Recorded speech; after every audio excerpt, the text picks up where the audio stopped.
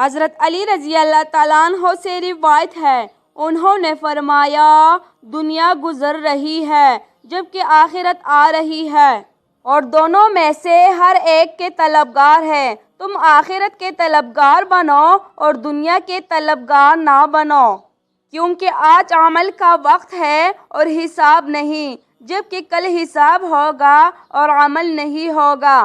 حضرت عبداللہ بن عمر رضی اللہ تعالیٰ عنہ بیان کرتے ہیں، رسول اللہ صلی اللہ علیہ وآلہ وسلم سے عرض کیا گیا، کون سا آدمی سب سے بہتر ہے؟ آپ صلی اللہ علیہ وآلہ وسلم نے فرمایا، ہر صاحب دل راست گو۔ صحابہ نے عرض کیا، ہم راست گو کے متعلق تو جانتے ہیں، صاحب دل سے کیا مراد ہے؟ آپ صلی اللہ علیہ وآلہ وسلم نے فرمایا، وہ صاف و پاک جس پر کوئی گناہ ہے، نہ کوئی ظلم اور نہ ہی کوئی کینہ و حسد۔ حضرت عائشہ رضی اللہ تعالیٰ عنہ بیان کرتی ہے، ہمارا ایک پردہ تھا جس میں پرندوں کی تصویریں تھی۔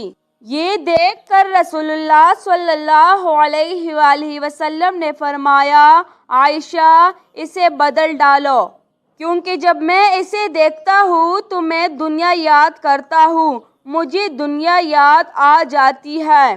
رسول اللہ صلی اللہ علیہ وآلہ وسلم نے فرمایا، تمہارے کمزور لوگوں کی وجہ ہی سے تمہاری مدد کی جاتی ہے، اور انہی کی وجہ سے تمہیں رزق دیا جاتا ہے۔